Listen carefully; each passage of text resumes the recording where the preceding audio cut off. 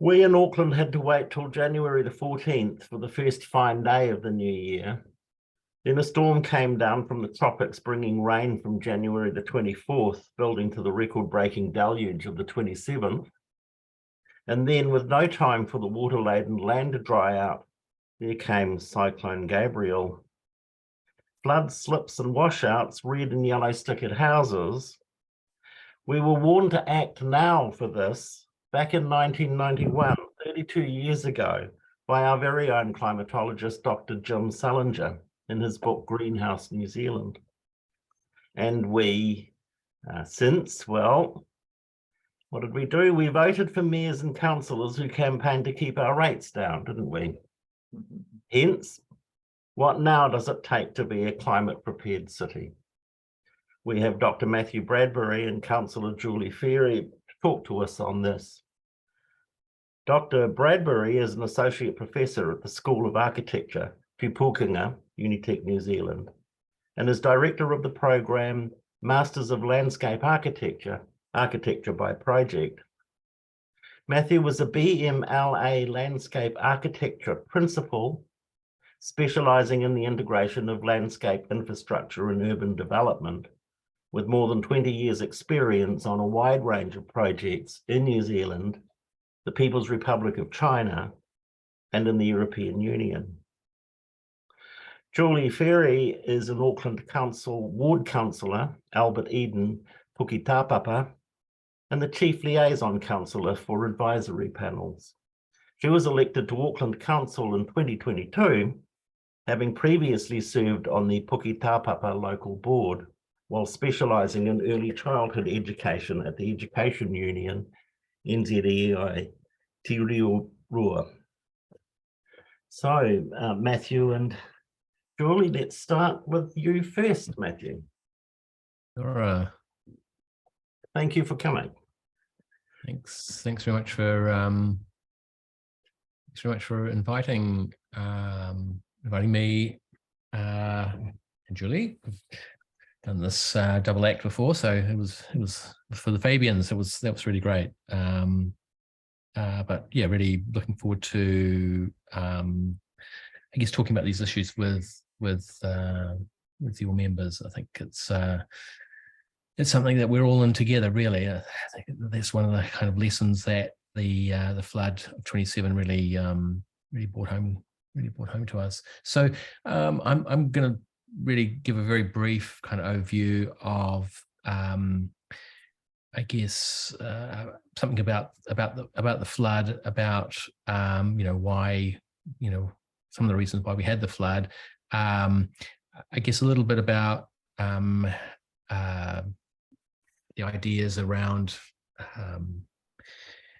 what we can do about it, and then sort of really looking at some of the kind of practical ways that we can perhaps imagine a future tamaki, which we can really all help to build resilience to this event, because one thing we do know is that it's going to happen again, and unfortunately it's probably going to be worse.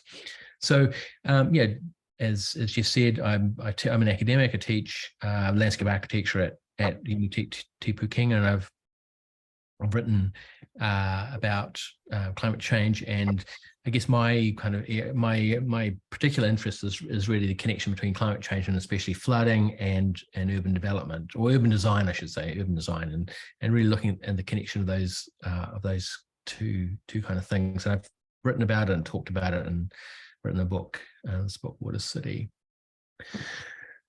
Okay, so just very quickly, the flooding of January 22nd, January 27th, obviously had this kind of enormous impact on Auckland, and just in kind of my neighbourhood in Grey Lynn, the whole of Grey Lynn Park flooded, and it wasn't just the park. Obviously, it was the consequences on the surrounding housing. So people might know the flood kind of exited the north corner of Grey Lynn Park into Dryden Street, and then disappeared into the a dip, the Hakanaya Street, Dryden Street kind of corner, and that's where these houses were really, really badly flooded, and people evacuated. So really, really terrible kind of consequences. But I guess what is so interesting is we're all kind of this is terrible, but we shouldn't really been surprised. We can all turn on geomaps and we can clearly see this is all been modeled, and this is where the flood was predicted to happen, was modeled to happen, and the Hakanaya Street, Dryden Street, corner is obviously shown to have flooding in that kind of area. So, and so I guess what that flood did help us in a very salutary way, did help us to understand that we really are part of this larger thing called a catchment, and what happens in that catchment, where the overland flow paths are, where the flood plains are, that is whether your house is whether you've got a house there or not, that's where it's going to kind of flood. And indeed it was remarkably accurate. I live kind of in here, and at the bottom of my street, sure enough, it started to flood, and then the next little subcatchment over the hill, Tauranga Street, that flood went right through these houses, and then of course the Grayland Park subcatchment. So yeah, I guess shouldn't really be surprised by this this event. And then the other thing is, of course, Mana Whenua Māori knew all this stuff, and they named all the place names in Tamaki, all refer to awa, to repo, to the streams and wetlands. I think just looking at the dictionary of Maori place names in Auckland, and there's something like 60 place names which have Y in their title, water. So that's obviously a clue. So Auckland, Tamaki, the Isthmus naturally has this complex topography, which we all know about, and from that topography are a whole kind of series of streams and wetlands, and even the famous Hochstetter map, early 19th century map of Auckland, showing the volcanic landscape. I think we all know it, showing the volcanoes and the lava flows. But I was just looking at it the other day, and I was just thinking he also puts in all the wetlands, and so Grayland Park, you can actually see it. You can actually see where the wetland is.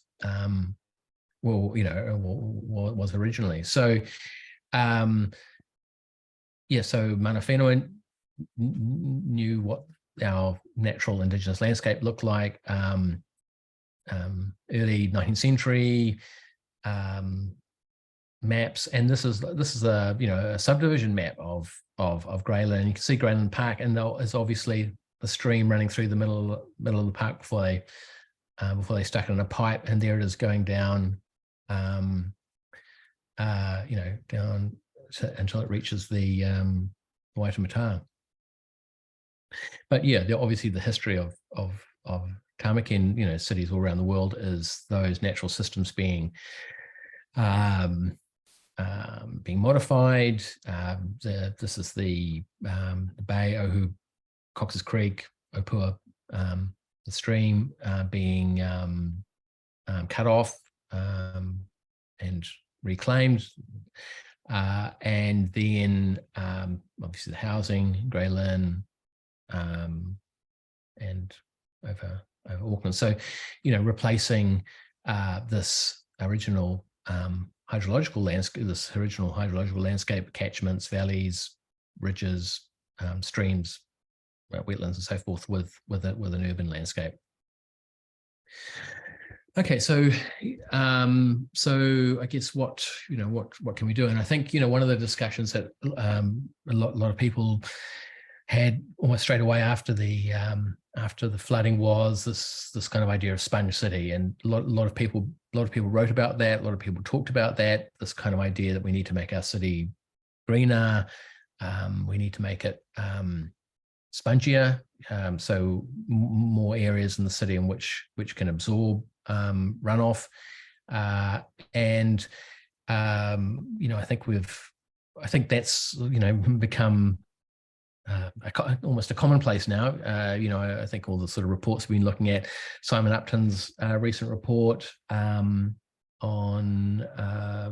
greening cities, he talks about these kinds of issues, and I think we've seen David Parker's letter to the council. Julie maybe talk more about that, but he's obviously saying, well, we need to make sure Auckland's, we need to make balanced intensification with making the city greener and spongier. So I think that's all kind of accepted, but I guess what perhaps is kind of interesting is, well, okay, we want to make it spongier, but where do we put the sponges? Where do we put the parks? Where do we put the kind of areas which are going to absorb runoff? And I think there that's where we can really draw on the kind of idea of the catchment, and thinking about ourselves as part of a catchment, and that can be, we're part of a catchment in in a greenfield site. We're part of a catchment in in the middle of Queen Street, where we're still part of a catchment. I mean, obviously, this is not, I'm sure you'll realize this is obviously not my idea, that, people have been talking about catchments and catchment management, and landscape architects have been writing about it for, 50 years, 100 years, 50 years, 100 years. So it's not an original idea, but I think it's a really good way in which, a really good kind of structure where we can actually start to then think about, well, if we're going to make our city spongier, where can it go? The catchment gives us a kind of a structure, and where we could perhaps locate these kinds of places. So studying the catchment, auditing the catchment, identifying which areas which we need to protect, which areas where we don't particularly want to build, which areas where we can make spongier, which areas can be dry, which areas can be developed. This is all, I think, some of the consequences of thinking about the city, our urban region as kind of a series of catchments. And then I guess the second part of it, and this is sort of the bit that interests me, and this is the bit that's maybe more contentious, and that is the idea that, okay, so we're in a catchment. We obviously, don't want to build in a floodplain. We don't want to build an overland flow path. But actually, where we do build is actually going to affect and what we build and how much we cover the ground is actually going to affect the runoff in that catchment. So I think there's two things running in parallel. If we're rethinking our city as a series of catchments, we're rethinking it, trying to make it spongier, so more parks, more green space. But I think we also need to kind of think about the urban model that we're using. And I guess this is particularly pertinent for Auckland, because the emphasis in Auckland is more intensification. So I would argue, we can still have more intensification, but it can't be at the expense of covering more surface. So we need to, cutting to the chase, we really need to kind of go up, smaller footprint, and a taller building. And these little star blocks, I think, in Freeman's Bay are really quite a kind of interesting, cute little example. That's actually 16 dwelling units, in quite a small kind of footprint, and then the rest of the ground is then left as grass, trees, park, and so this kind of idea that we can still have intensification. I mean, this is quite an intensive little block, but it's a smaller footprint, and so therefore you're kind of leaving more ground to be spongier. So I think that's that's in a nutshell what I and a lot of other people would suggest as a kind of a methodology, I suppose, for how Auckland could start to build resilience to the next flood. Okay, so I guess the next question is, well, how are we going to do it? And I think the thing that that really interested me, and I think really surprised me when I was talking to people, and that is this, we don't actually have to start from scratch. This information, this data, the people, the expertise, the tools, the groups are actually really in place. I think that's what's the really interesting thing that's kind of come out of the flood. Mana whenua, the 14, 17 iwi in Tamaki, they know where where the water goes, where the water went, where it happened before. So I think the first thing is really talking to mana whenua about the land and about what's really happening beneath the kind of city that we've built. What is that indigenous? What's the whenua kind of telling us? And community groups. There's hundreds of community groups all around Auckland, and they're all working on local catchments, little local streams. This is at Unitec. We've been working with in Mangere for the Te Arata stream group. It's a fantastic community group. There's two really amazing women, Julie and Pragna, and they've been looking after their stream for years and restoring, planting, everything on a kind of shoestring, monitoring the stream, making sure the tuna are coming back. So there's and they're just one group. There's tons of groups out there. They're all kind of doing this stuff. There's us, professionals, engineers, landscape architects, urbanists.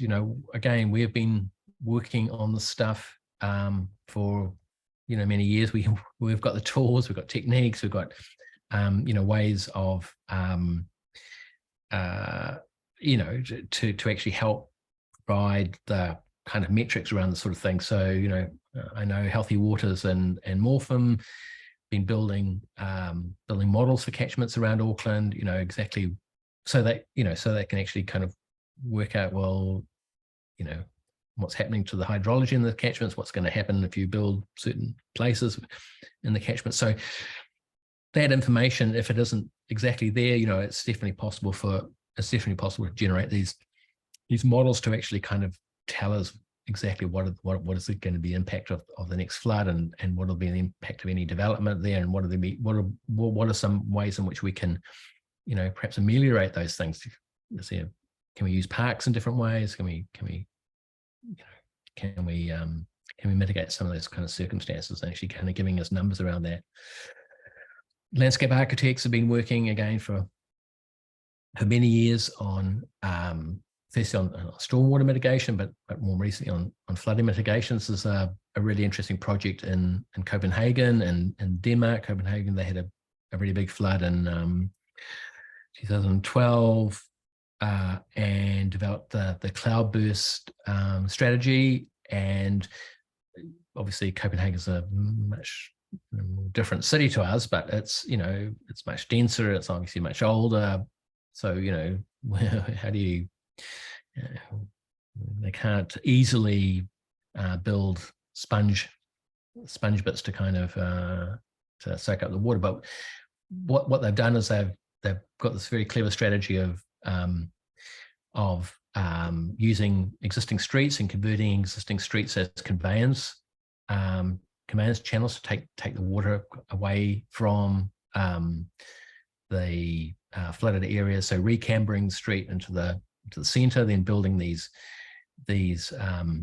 flow paths, which are also greenways, to convey the water and to prevent the water from getting into the buildings. And then this really interesting strategy of converting existing parks. So they're using the existing parks as detention areas. So this is an existing park, and they've sort of dug a big hole and which is turned into kind of an amphitheatre sports kind of area. But when it floods, it can fill with water.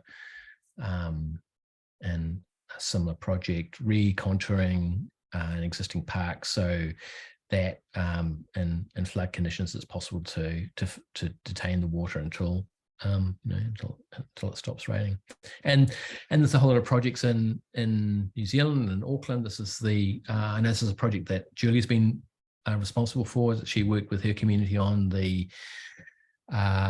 Oona, the upper Oakley Creek. Thank you. With Boffamiscal and taking the creek out of this concrete channel and renaturalizing it, and then turning to a kind of a public space, playgrounds, paths. Really, really sort of fantastic asset, which is also helping with potential flooding in the area.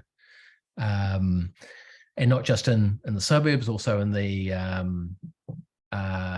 city. This is a project. This is Dawley Street by Land Lab and colleagues, and the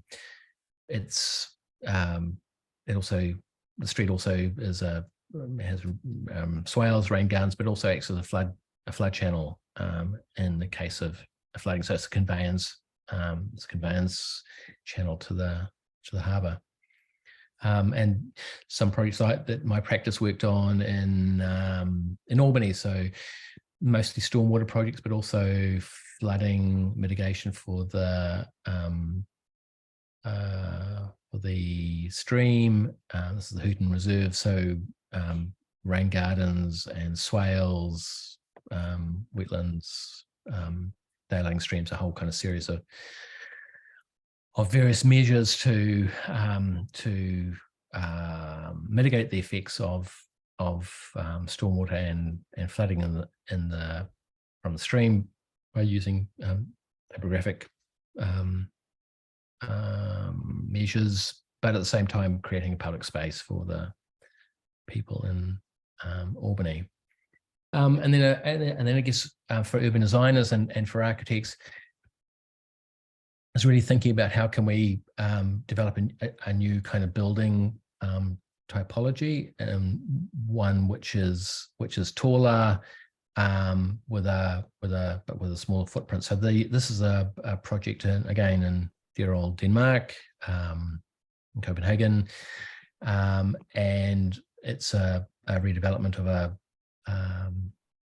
site for 7,000 people. So it's a kind of combination of how tall is that building? 1, 2, 3, 4, 5 stories. Combination of different kinds of sizes of buildings, and by clustering them and by making them taller, that really leaves more of the site to be as a landscape, as a kind of restored nature. So this is a little kind of diagram that they kind of developed, a sort of typical block, European kind of block plus a village equals this kind of new typology, sort of tall village, so to speak.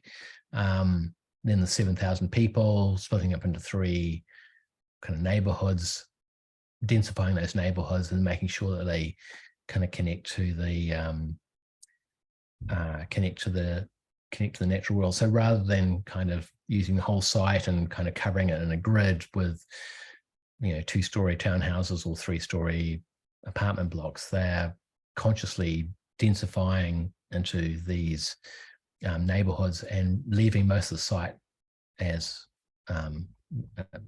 restoring the site as kind of a natural site, and obviously increasing the permeable surface for the site. So you get these very kind of romantic images of these sort of villages, and then this restored wetlands and the children picking apples from the orchard. Charming. Okay, so just sort of concluding. So I guess what I'm sort of trying to suggest is, a possible kind of future for Auckland, or the way that Tamaki could develop. It really does come back to the catchment, and I think it does come back to a kind of localism, or a local kind of politics, and it's really people being aware that they're in a catchment, people being aware that decisions that are made in that catchment are going to affect them. I've been asked in the last few months, what can people do individually, in their house or their garden, and it's a little bit difficult if you're in the middle of a overland flow path. But I think as a community, maybe we can't do anything about our house, but if somebody's built something, was building something, further in the catchment, if there's a park that's underused in the catchment, so it's really, I guess what I'm trying to get to is really it's a kind of plea for localism. It's really a plea for a community to kind of get together to be able to understand that they're in catchment, to understand that catchment behaves in certain ways. They can understand, and they can get information about that. They can, they can find out about how the catchment's going to work with somebody. For example, someone wants to build a big development on top of Great North Road. What's going to be the impact right at the bottom of the catchment? And there's all of us. We're all there to help them. There's, we can make suggestions to mitigate these kinds of effects. And so, I guess the vision, the big picture is really a kind of an Auckland made up of all these catchment, and thinking about these existing hydrological networks and really making a kind of a green network. So we're building a new, almost a kind of a green Auckland along these existing streams. And so, we can work on one catchment, and then if we're looking at Grey Lynn, if we look just over the ridge, over the Ponsonby Road ridge to Western Park, and Western Park flooded. So, if people in Western Park, if people in that catchment are kind of getting together, and then they're saying, well, these things we need to do. Perhaps we need to turn Western Park into a wetland, or perhaps we need to kind of build some kind of detention kind of features. So you can imagine these little local initiatives, and then they're kind of growing, and the networks are kind of joining up with each other. And so, eventually we get this really beautiful network covering the whole city, based on locals, based on local action, based on these incremental kind of moves, but resulting in this green network for the whole of Auckland. So I'm going to finish with a slogan that one of my colleagues, friends, students, Phil Wihongi, came up with when we were talking about this, and he said the whole point is we need to free the why. Thank you very much. Ngā mihi.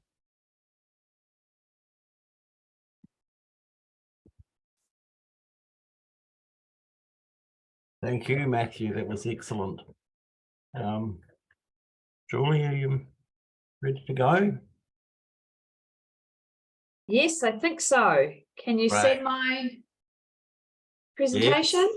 Oh, yep. Brilliant. Okay.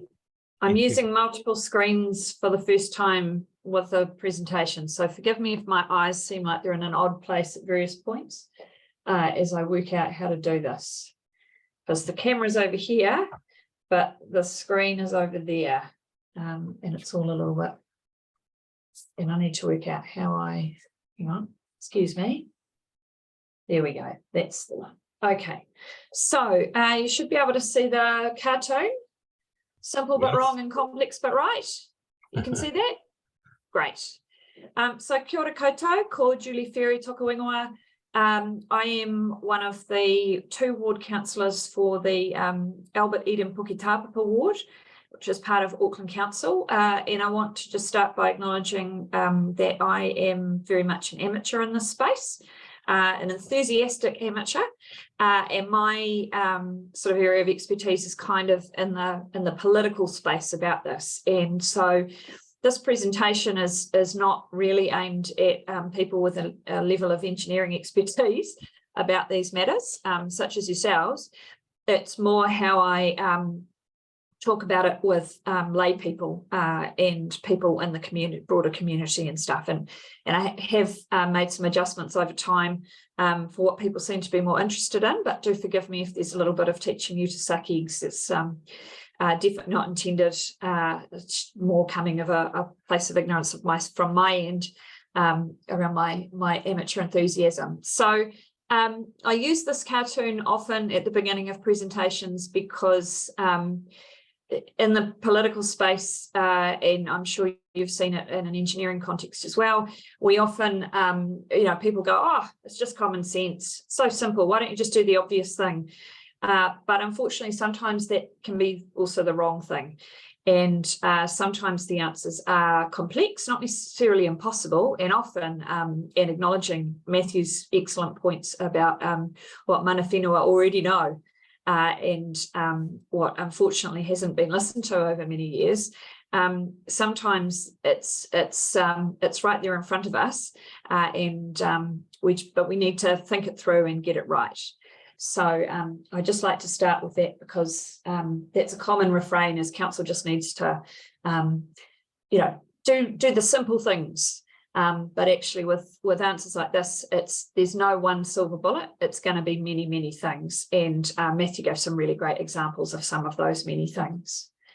So just acknowledging that, as Matthew pointed out, we are on land that mana whenua and water, that mana whenua, have been kaitiaki for centuries and know much more about. And this is just a graphic that kind of is used by council to reflect that aspiration now, because we're not there yet, to weave mana whenua, broader tangata whenua. We have many mata awaka in Auckland, so people whose whakapapa is to land outside of Auckland itself.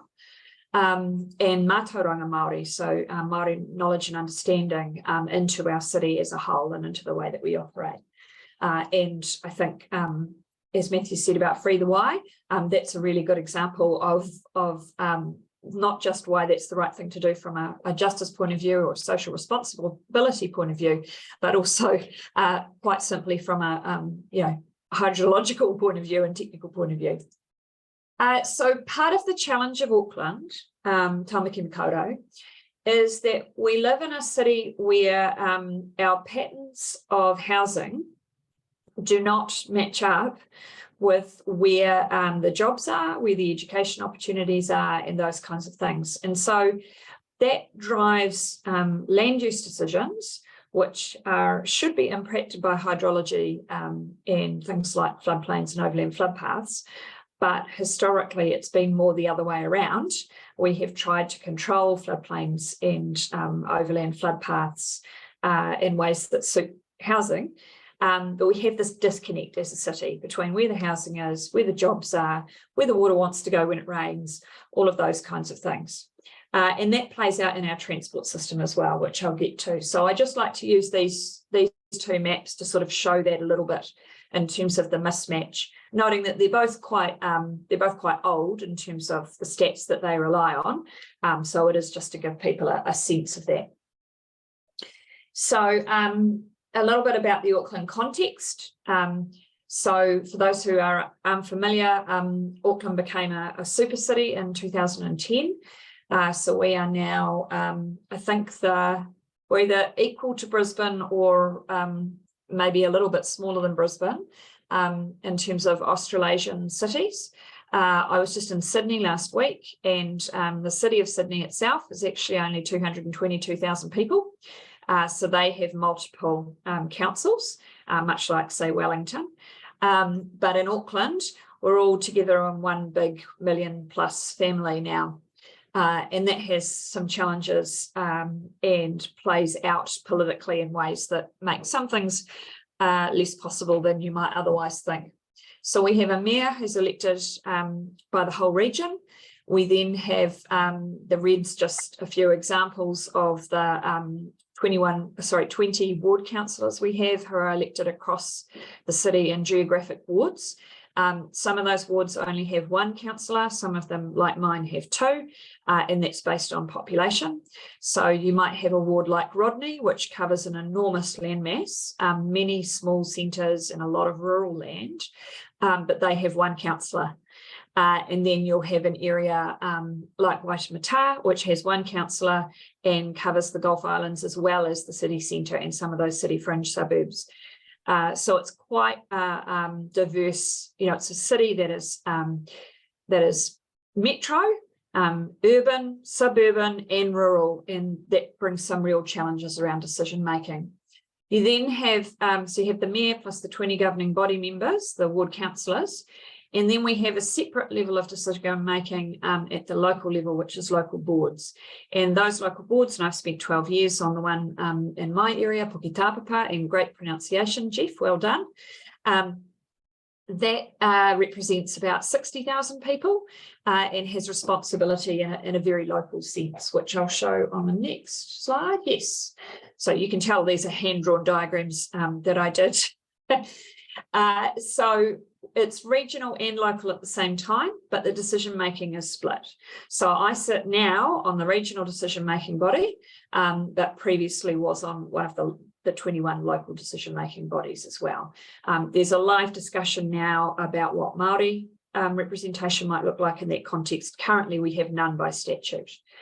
And we don't have an ability to add it either, which I'm happy to answer a question if you want, that's kind of off topic a bit at the moment.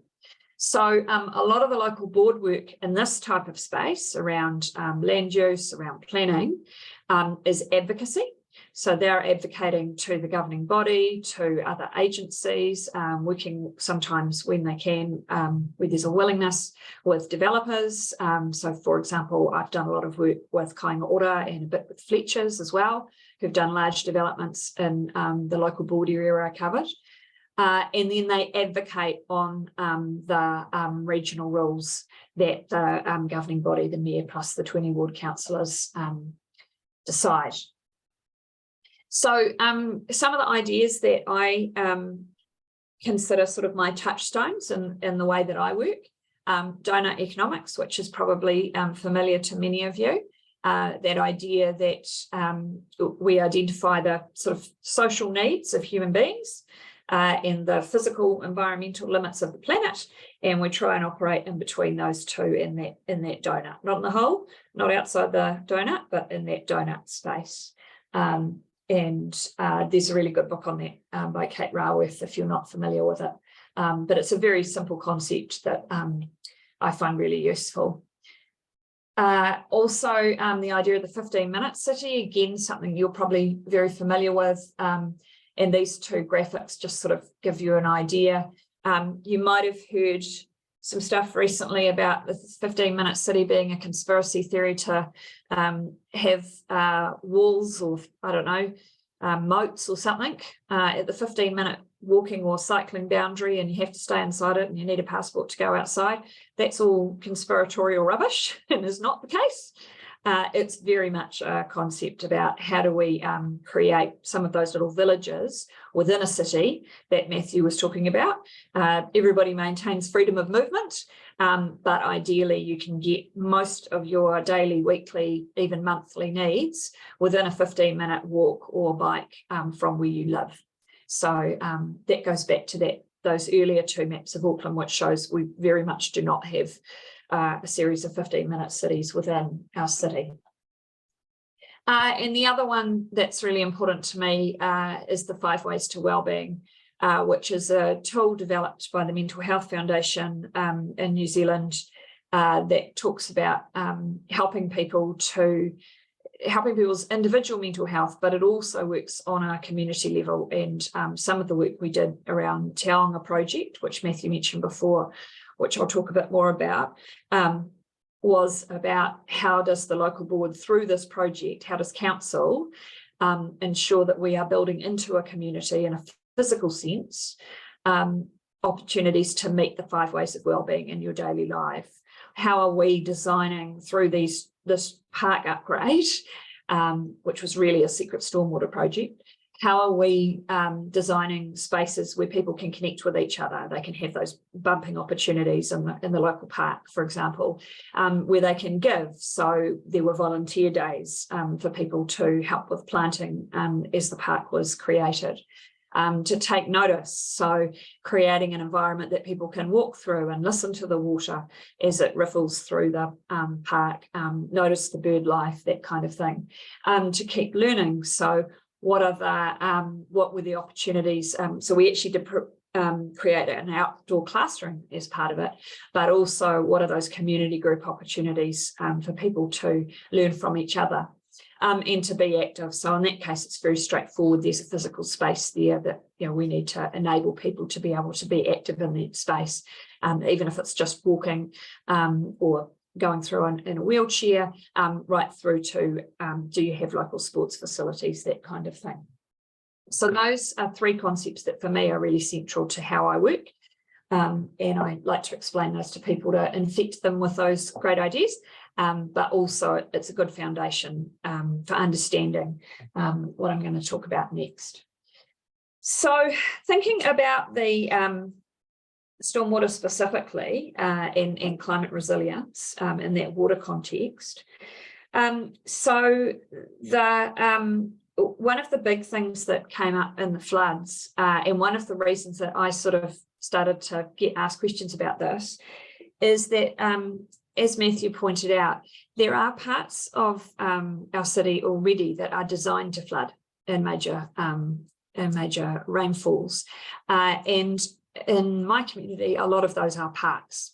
So we have parks that perform multiple functions, and one of my it's pretty much my only issue really with Three Waters, now known as Affordable Waters, is that some of the stormwater assets of our communities are parks that actually have multiple functions. And so if you take the stormwater assets out of, to the new entities, then what does that look like for those dual or even multiple function assets like a park? So, how do we manage the sports needs? In particular, that bottom photo on the left is at Keithay Park, which is a massive floodplain. And that flooded really badly. And I had all these people messaging me going, did you know Keithay Park's a lake today and stuff? And I was like, yes, it's supposed to be. And that's so that it doesn't flood your houses and it doesn't flood local businesses and things like that. So it was actually doing its job. They also obviously have an ecological function. They need to be places where people can walk, or in that case, not walk their dogs. They need to have playgrounds. So as a council, and in Auckland, those decisions primarily fall to local boards. They have to balance those different functions in the decision making, and the stormwater function is an important part of that, but not the only consideration. And so that's a challenge, particularly when communities are saying they want, for example, upgraded sports fields. That has an impact on the permeability of what is also a floodplain. So this gives you a sense of, for that local board area, which, as a reminder, is about 60,000 people, about 12,000 households. That gives you an idea of some of the existing open space. Those two big grey areas are golf courses that are privately owned. There's no council-owned golf courses in that local board area. There's a large one in the Albert Eden area in the north of my ward, but in the south, those two are privately owned and therefore do operate as having a stormwater function as well, although not necessarily that intentionally because they're privately owned. So that gives you a sense of sort of that network stuff that Matthew was talking about before, of some of those open spaces that council can use to have a water detention or conveyance flow function. And one of the things that councils need to do is think about how the water gets from housing, say, over here into this park, those overland flood paths, which is primarily through the roads. So particularly in the northern part of the ward, there's very little actual piped stormwater infrastructure. The roads and soakage are the main ways that water is either detained or conveyed in large rainfalls. And for the northern part of the ward, and thinking about Matthew's map from Hochstetter before, he also notes on those maps, and it's the sort of cloudy looking bits, those are the lava flows. So those are predominantly basalt. And so where we have basalt, the ability of that ground to soak water up is much more reduced. This is just something I was learning about a couple of nights ago on Monday night. So, you know, having that community that has built there understand, you know, actually that's the reason we didn't put pipes in, partly because it's really hard to put pipes through basalt, as I'm sure you're all very aware. But also it does mean that there is reduced capacity, particularly if the groundwater is already high, which was the case on the 27th of January. There's a much reduced capacity to soak up rainfall that there might be in some other parts of the area. So that's a consideration too. So how do we encourage planning and development in a way that provides those conveyances to the safely? And one of the big challenges we face is that in a lot of cases people have built their houses in overland flood paths, and there's not necessarily an engineering solution to that. And so that may turn into a conversation about managed retreat. In some cases, in other cases, it might be people raise their homes. It might be some people go, you know what, we're just gonna stay here and going to have trouble getting insured. We're going to have to see how that plays out. So I mentioned before, and Matthew mentioned too, the Te Aonga project. So Te Aonga is the Māori name, the reo name for Oakley Creek. And so this is the hand-drawn map that I did because we couldn't get council to do a proper map some years back when it was first finished. And so these two parks, Underwood Park to the west and Walmsley Park to the east, were two of the worst parks in the community. We managed to secure a Healthy Waters, so that's the stormwater part of council project, for 25 to 30 million. That would reduce flooding to 80 to 100 homes in this area. This is a Decile 1 community. Particularly over here, it's predominantly state housing, kāinga ora, a lot of Pacifica families, a lot of migrant families, people who've come through refugee and asylum seeker pathways. So this is the low point where the stream is, as you might expect, but this area here to the south of it is also very flat. And then you slope up to the Maunga is just north of Wairaka Park in the picture. And Mount Albert Road forms a ridge as well. So the hydrology here is about getting the water to drain into the parks. And the idea was that through basically reinstating them as wetlands, that would massively increase the capacity to slow down the water so it was less destructive, but also to enable it to sort of expand and contract and expand and contract without having so much impact on the housing. Now, this area did flood during the 27th of January. I don't have data yet, but my suspicion is that it flooded a lot less than it would have before this project was done. And I was there 3 days after the 27th, I think it was 3 days, maybe 4. Anyway, and the water, the awa was still high, but there wasn't any water in any of the houses anymore. And so, although we had a number of houses yellow stickered through there, and certainly there was a lot of destruction of property, contents, we didn't see the destruction of the actual buildings themselves because the water sort of more slowly rose rather than getting those destructive flows that we certainly had in some other parts of the ward. So that was not a great outcome, but definitely a better outcome than we would have got. And there's another project like this. Well, there's 2 other projects like this, one of which was recently completed, called Freeland Reserve, which is also on the same in the same catchment. This one here was done by council, but the other project was done by council in partnership with kāinga ora, who are developing the area around the park, and nearly finished. And that was an area in Roskill South that used to flood really, really badly. And on this occasion, the system worked. The park flooded. But what was really important was the point Matthew was making before, and this is sort of something I've been thinking about a bit since we last presented Matthew, is I realised that the way that Kaingaora had done the roading there, and some of the and respected where some of the overland flood paths were about how they'd laid out the housing, where they'd put the rain gardens, that kind of thing, actually meant the water was conveyed around the houses to the park, rather than going through the houses and through the properties. So there was a lot less flooding there because of that comprehensive approach to the development. And you might have heard similar stories about the development that happened at Northcote, Hobsonville Point, which was not done by Kaingaora, and also in Stonefields, where massive wetland at the, what end is that? I don't know, the lowest end of the former Mount Wellington Quarry.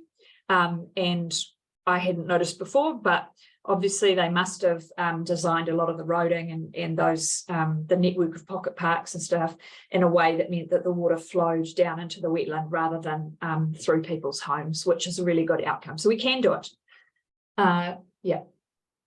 So I did just want to have a quick shout out about transport, because the roading network in particular is actually our largest stormwater infrastructure. And so my kids get really annoyed at me. They'll point at something on the road and be like, what's that? And I'm like, aha, that is secret stormwater infrastructure. So, you know, your curbs and channels and your gully traps and all of that kind of stuff. Rain gardens. So you'll see there the example of one of the stations on the Northern Busway, and they've actually got quite a lot of rain garden planting around them, which you wouldn't notice if you weren't looking for it. And that will be part of the offset from all of that concrete. So that's really good to see. So, you know, the less of our, the more we can minimise the amount of concrete we have to put down for transport purposes through shifting people to mass transit, to active transport, those kinds of things, then again, that's a chance to reduce our impervious surfaces.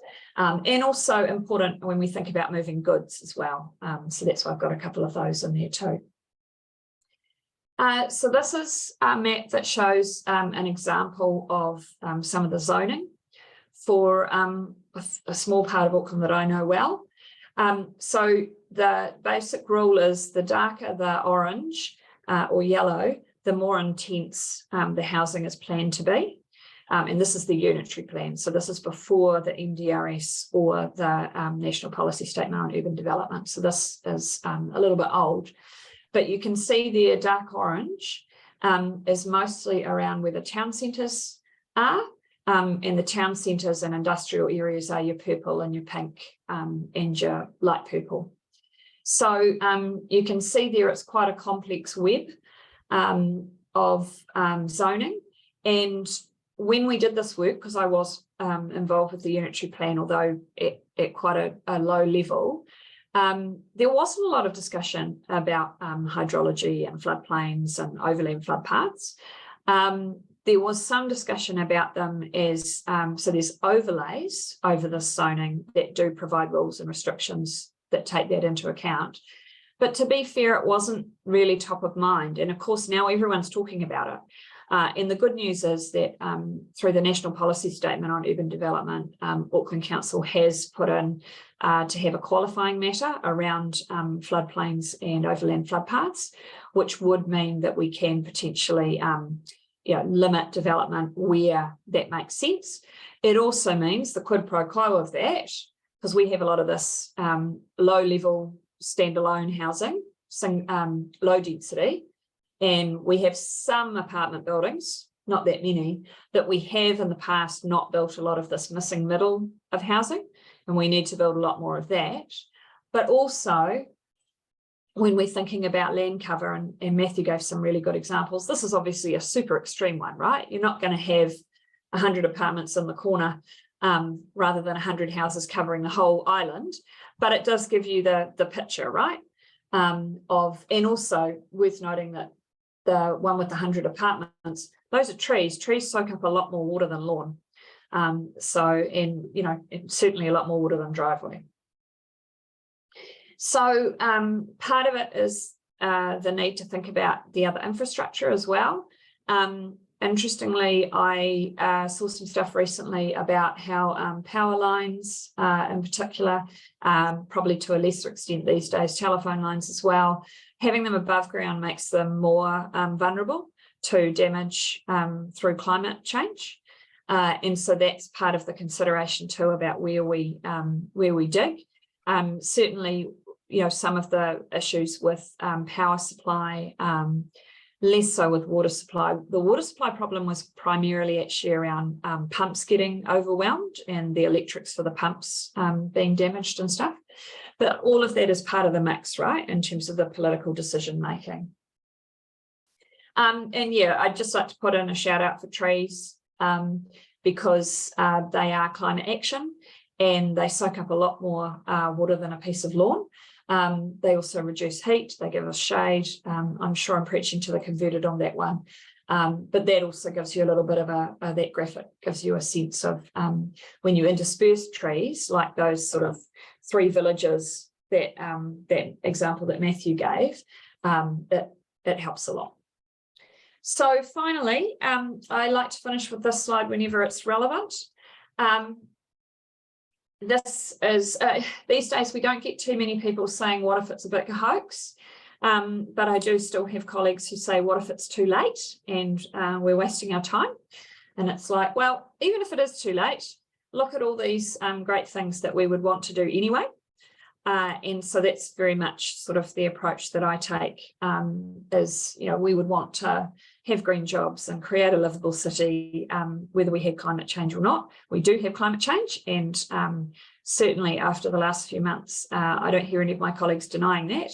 I do hear some wacky ideas about what we could do about it. But yeah, anyway, that's a whole other thing. You can ask me about that if you want. Yeah, the future is going to be wetter and wilder in terms of the weather that we face as a city and the weather that the world faces. And in some ways, we've kind of had a strange period of stability, and everybody thinks that the future predicts the past predicts the future. Well, I'm sure you're all aware that's not going to be the case anymore. And that's certainly why Councillor is undertaking work to look at our models. What I think we're largely going to find from talking to the Healthy Waters team so far is that actually most of our models were correct about where things would flood.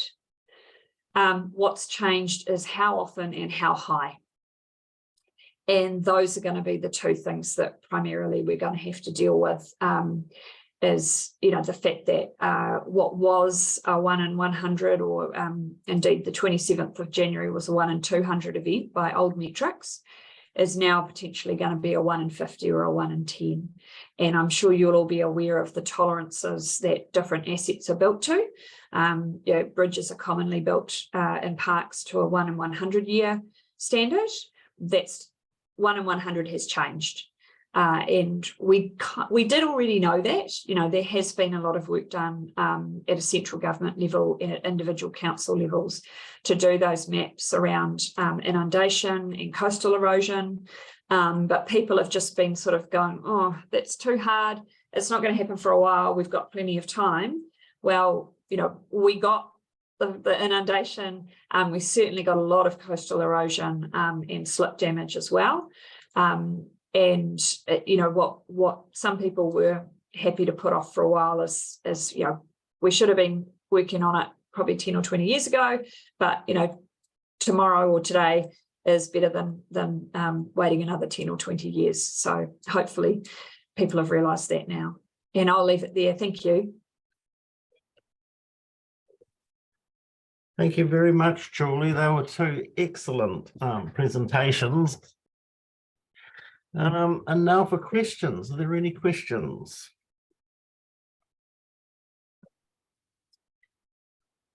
I'll start off with one for you, Julie. I noticed that in Auckland, wastewater and drinking water is looked after by Watercare, and stormwater is looked after by the city, by the council. If you had to design a brand new city, would you keep them separated? I don't know. Some of the tension in that space, you know, as we think about three waters, affordable waters, is that stuff about multiple functions. And so, for example, one of the issues we have is where we have a combined sewer and stormwater, particularly where it's linked up to a roading network. The discussion is, okay, well, when the water is on the road, it's stormwater, but as soon as it goes down the pipe, it's part of the wastewater system. And so healthy waters are potentially responsible for the piece of pipe that goes from the road. The road is the responsibility of Auckland Transport. So it might be a little piece of pipe that's stormwater only, and that sits with healthy waters. And then it joins up with the bigger pipe that carries the wastewater and stormwater combined, and that sits with water care.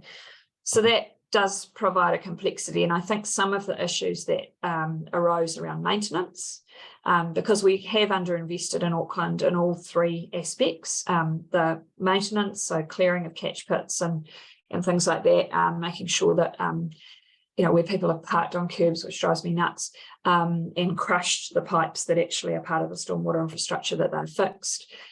We have underinvested in the underground pipes, and we've also underinvested in that soft infrastructure that I talked about in terms of parks and rain gardens and stuff, but we're starting to get better at that.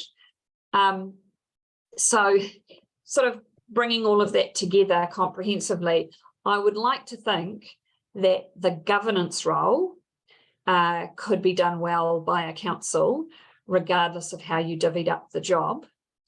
But what we've seen is over many years, a lack of investment at the political level, because this is infrastructure that's largely invisible. People don't care about stormwater until they flood and until their house floods. And, you know, we've got people who, we had this massive event, a city-changing event, but for some people it really was just a bad night of rain, and for other people it's ruined their lives, you know, and 4 people were killed. So we have got this really wide variance through the city, and I think it would be, the advantage of water care has been that they've been able to take some decisions and get underway with some assets that in the political space had been kicked around for far too long, like the Central Interceptor, which was supposed to happen 30 years ago to increase wastewater capacity. If they had stormwater as well, I don't know, because then you run into these issues about the multiple functions that a lot of our stormwater assets have. So I'm sorry, I don't have an easy answer on that one. It's my one issue with Three Waters. Is the stormwater assets. I think though, sorry, there is an opportunity though, where at the moment we don't necessarily think properly about the connection between the 3 different types of water, in a way that, for example, stormwater, the idea of stormwater potentially being a source of drinking water. You know, those kinds of connections I think are not well made at the moment. And Auckland Council did do a water strategy a few years back, which was designed to start to bring all of that stuff together. Yeah, it'll be interesting to see if once we get past this sort of emergency recovery, whether that's back on the agenda. Unfortunately, there's a lot of people around the council table who are quite keen to, who see climate action as an extra, and in a financial crisis feel like it's an optional extra. And so that's quite a challenging environment to be in around water as well. Jeff, can I make a request that we stop sharing the screen with the cartoon so we can see each other? Yes. That's it. Thank you. Lovely. Would you like to make a comment, Lindsay? Well, I'd like to make a comment, and I've got 73 questions. So okay then. Thank you both for sharing your expertise with us and some fascinating presentations and information. The 2 comments I'd like to make, one is just the donut economics, Julie, thank you for that. Are you aware that there is a tangata whenua version of that inverts it? No, I'm not. But Okay. that sounds really exciting. I'd love a link in the chat bar if that's I don't know whether I can available. give one straight off, but if I put my email address in there, then you can get hold of me. Yeah, and I'll put mine in the chat bar too if anyone wants to If you get in do that, touch. then that's probably more reliable than me. So thank you for that. It's okay.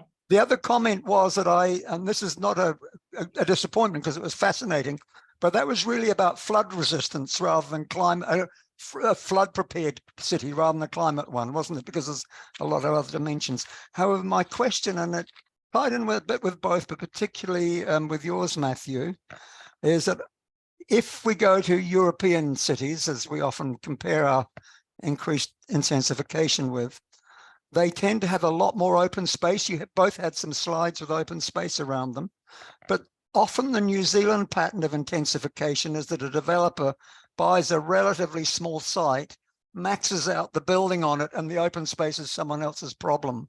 So that we lose the open space. We even lose a lot of permeability of people through the building's general site and so on. I'd love to have your comments on how we might tackle that problem and overcome what I think is a very stilting approach we have.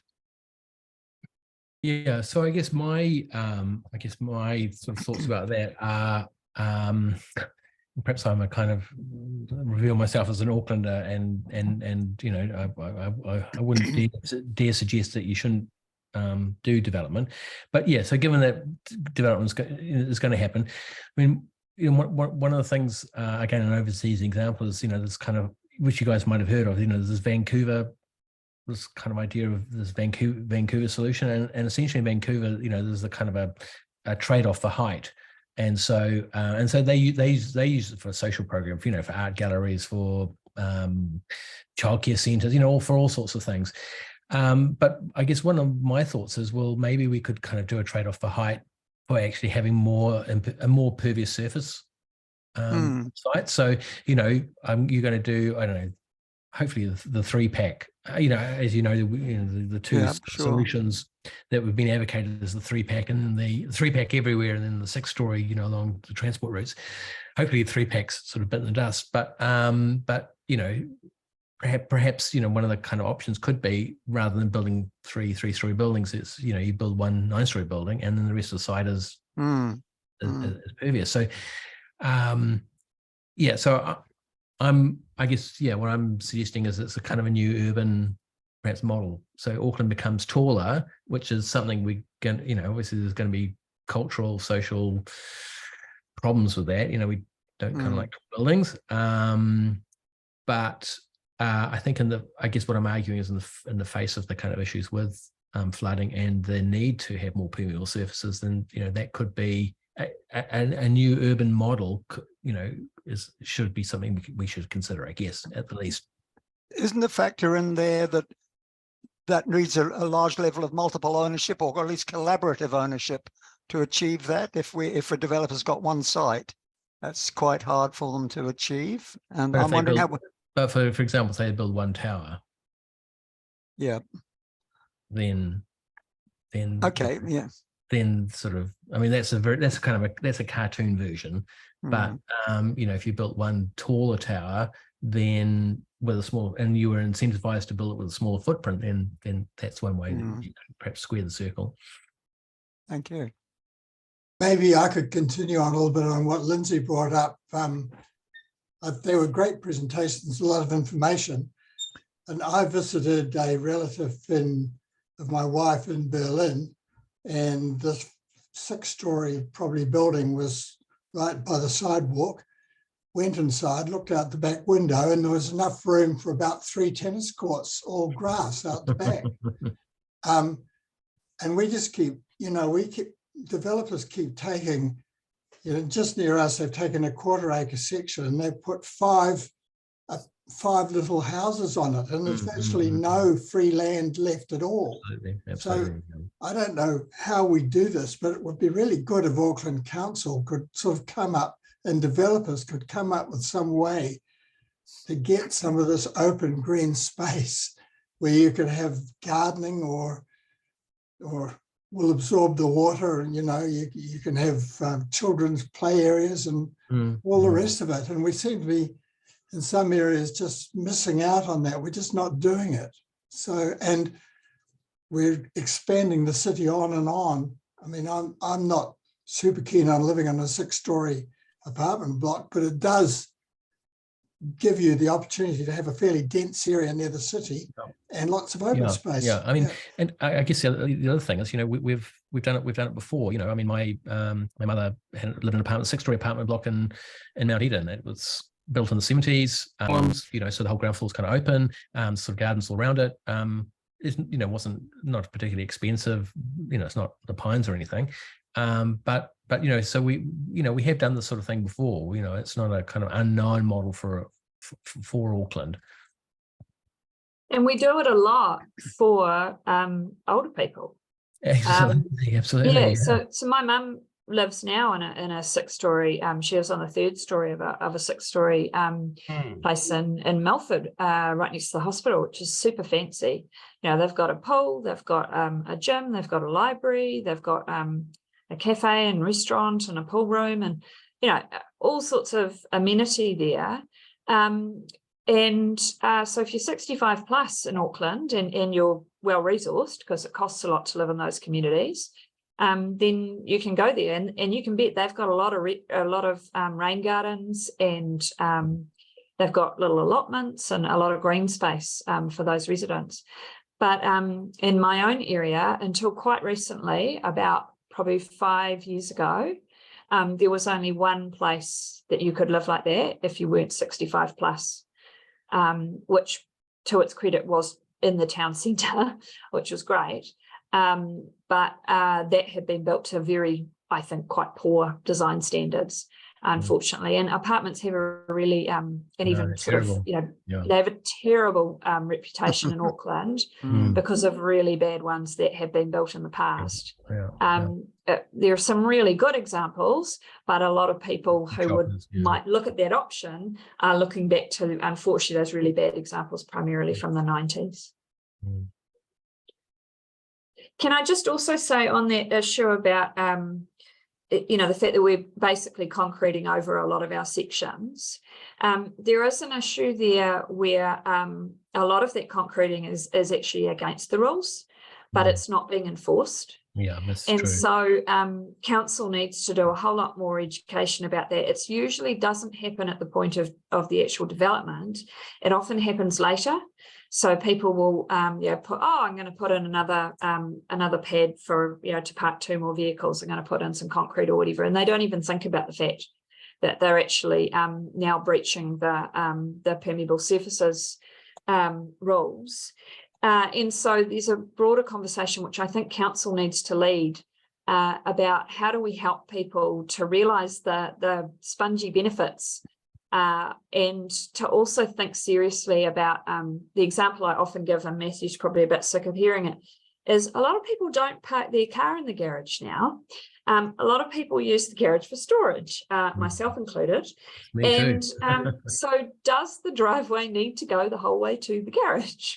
Or actually, is the garage, is the driveway actually a parking pad, and it could actually cover a smaller area, or it could be a semi-permeable surface like goby blocks or whatever. And so again, that's a conversation I think council can lead about encouraging people. How do you create those little sponges on your own property? How do you keep the, if you see that the gully trap outside at the bottom of your stormwater pipe from your roof is blocked, clean it out. If you see that the catch pit on the street has got some rubbish on top of it, clean it out or log it for being cleaned out. I noticed a tyre down one in my area. I don't even know how they did that, how you could get a tyre inside, but they did. So, you know, we haven't given people the information and the support and the incentives they need to do this stuff right. And that's something I'm really hopeful that council can lead better in the future. There's also some quite exciting stuff. I don't know much about this. There's probably someone on the call who does, about more permeable concrete. And I mentioned before about lawn. Lawns can be useful. And this is where a lot of Aucklanders don't understand that the berms are part of the stormwater system.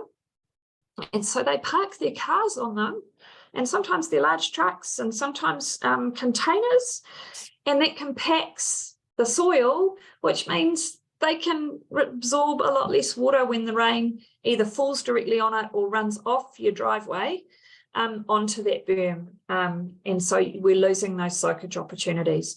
So again, yeah, and at the moment in Auckland, it's Auckland Transport's position is that it's perfectly legal to park your car on berms. Every other council does not agree with that. And that's something that some of us have been raising with Auckland Transport for some time. So at the moment, they won't enforce it when people park on berms. And so, yeah, so there's things like that that actually we could do tomorrow. We just need the political will and actually a relatively modest amount of resources in the comm space to actually have those conversations with people. Right. Yeah, I'd just like to add, with both your presentations, what I take away from this is a really great look for cities. You know, what you're suggesting is a great improvement for cities. And I see that when it comes to stormwater, this is something that we can adapt to because it's not really affected by sea level rise or so on. Low level areas will be, but as long as we can get the water out and down, you know, it's worth doing. But I was at a conference on Saturday where we had a speaker, Dr. Ian Noy, Chair in Economics of Disasters and Climate Change, Victoria University of Wellington. And he was showing that the insurance underwriters of our insurance companies have now noticed that New Zealand, or ruled that New Zealand is not just a risk for earthquake, it's a risk for earthquake and extreme weather events. So far this year, we've had 300 million of insurance claims, whereas last year for the whole year was 350 million. Yeah. What that means is they've already warned that from 2030 they will start to start to retreat, and in Auckland there will be full retreat by 2050. In Wellington there will be full retreat by 2040. This is not so far away. 2040 is only 17 years away. I mean, the start of the retreat for the insurances will be 7 years away. So do we have time to adjust the city? Or can that sort of information be used to hurry things along a bit? So I guess in the political space, it's a really interesting term to be faced with these challenges. So I'm new to governing body and to the regional space since October. And for those of you who follow Auckland politics, I had a bit of a bumpy start. I wasn't in on election day, so I'm very much the newest face around the table. But in another sense, actually everybody except for the mayor and one of the ward councillors from Howick have actually been on local boards or been on the governing body before. So in theory, you've got a very experienced governing body with a not so experienced leader in the mayor. But there's such a divergence of views about how we pay for things and whether we should pay for things and do things, that it's actually a real challenge in the political space, I think, to get, I'm just being really blunt, to get Auckland to make progress this term. We've got the Transport Emissions Reduction Plan, what's called the TERP, which was signed off last term and which, this is just sort of by way of example, in which Auckland Transport is supposed to implement. They're not doing a lot in that space. And I have colleagues at the table who basically want to kill that off. I don't think they have the numbers, but it's quite a tight situation. So that's just sort of an example of, and you extrapolate that to a whole lot of other areas of climate action, including in the water space. Now, in insurance specifically, and whether that's going to be a wake-up call, so we are having conversations about insurance. I don't know, because I haven't been around for very long at this level. I don't know if we're having more conversations than we used to, but it feels like a lot to me, and that's good. But what is also being discussed is the need to potentially look outside of New Zealand for more of the insurance cover. because the New Zealand market is more vulnerable to national and regional shocks. And so, you know, but to me, that's only potentially a short-term solution. But that is, you know, it's very much a conversation based on cost rather than in the short term. Also, more broadly, so in Auckland Transport, it's the longer term thinking staff. Those are the jobs that are more likely to go, and that's a real threat. So yeah, I'll perhaps I'll chip in something a little bit more optimistic. Good. And I guess what's really struck me is, you know, I've been sort of talking about this stuff, you know, I guess like you guys, you know, been talking about it for a number of years and giving presentations, and everyone's been said to me, oh, well, yeah, that's sort of interesting, Matthew, but, you know, kind of so what? After the flood, everybody, you know, I've got everyone coming up to me, complete strangers coming up to me and explaining to me earnestly what a catchment is. And, you know, how we need to have more parks and we need to absorb water. And I really think there's been quite a real consciousness change in Auckland. Just you know, some lay people, whatever, you know, just Auckland has really realised what the consequences of climate change are now. Well, flooding, in particular, flooding, and they're really aware of you know, where they are in a catchment. I've had all these people come up to me and going, oh, look, I just found out this thing called geomaps. I just switched it on, you know, and I just found out where my house is. And so there's a groundswell of people realizing, you know, where they are in the catchment, that is not something that they can do by themselves. It's something they're going to kind of have to get together with other people in their community.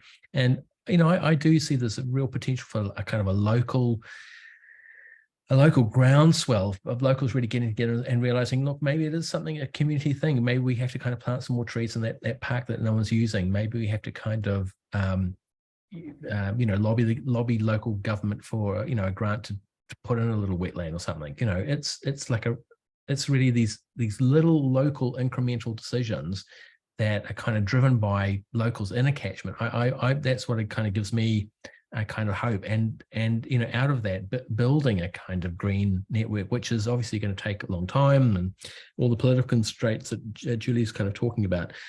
But you know, I'm kind of hopeful that can kind of happen.